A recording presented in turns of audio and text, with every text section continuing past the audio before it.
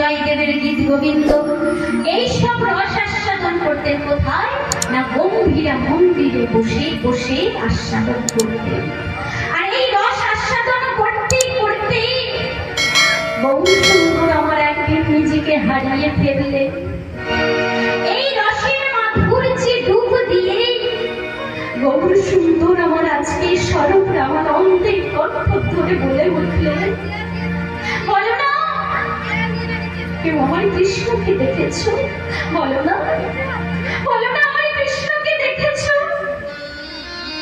বলো না, বলো আমার কৃষ্ণ কোথায় কোথায় গেলে আমি আমার কৃষ্ণের দর্শন পাবো?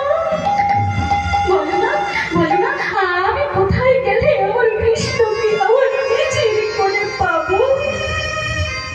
বলো না, বলো তোমরা কি কেউ জানো আমার কৃষ্ণ কোথায়?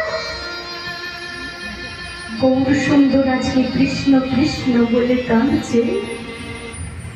কাঁদতে কাঁদতে গৌরসুন্দর আমার ওই গম্ভীরা মন্দিরটা পরিত্যাগ করলেন।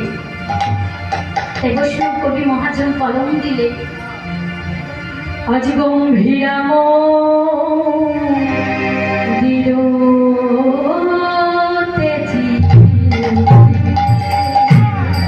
গম্ভীরা